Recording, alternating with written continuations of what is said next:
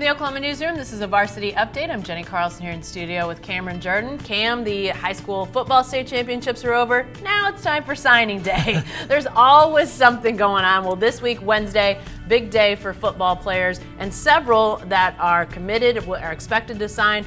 If we look at our Super 30, a lot of guys near the top are committed, and some local flavor as well. Some guys that are not only signing here in the Metro, but staying in state, right? Yeah, you mentioned that. I mean, if you want to look at the top of the list and look focused locally, first place you have to kind of stop at is Bishop McGinnis and look at Brennan Walker, the linebacker who's committed to OU and is going to sign on Wednesday morning.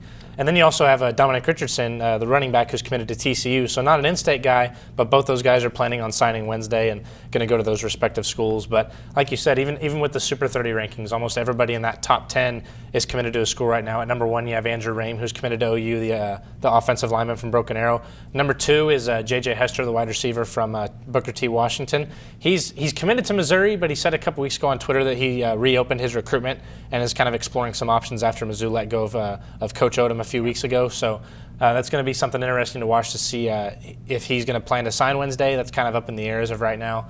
And then you have, like I said, Brendan Walker at 3, and then Dominic Richardson's at 5. Yeah. And number 4 in there is Miles Slusher, a defensive back from Broken Arrow. He's an Oregon commit, also expected to sign Wednesday. All right. Well, there are some guys that are not committed as you look at the top end of that Super 30 that might commit locally. Probably most notably is Isaiah Jacobs out of Owasso, Josh Jacobs' younger brother. He's uncommitted right now. Yeah, I was about to say he's kind of a big name and a big commodity, and Oklahoma State is a school that's really been pursuing him hard these past couple weeks. Like you said, he has good DNA. His brother's tearing it up in the NFL right now. Has had a really successful career at McLean High School up in Tulsa. But no, Isaiah Jacobs recruiting has gone really well. He went on a visit to OSU either this past weekend or a couple weekends ago. Can't remember off the top of my head, but he's someone who OSU's been pursuing really hard. He also has Michigan in his top 5, a bunch of other schools who are just really going after him hard, trying to get him to commit.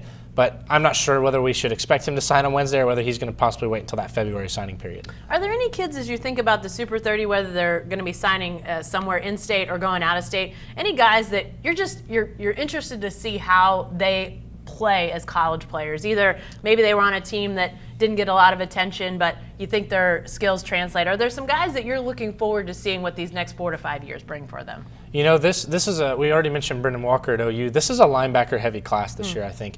You also have Jeff Robertson, who's at Choctaw. You have Cole Thompson, who's down at Norman. Both of those two guys are committed to Oklahoma State, and I'm really interested to see how their games translate to the Big 12 level because they both were fantastic linebackers this season. They both put up excellent numbers. Both had really tremendous seasons. But I'm really interested to see how their growth and development will continue at the next level because they both played so well at this level.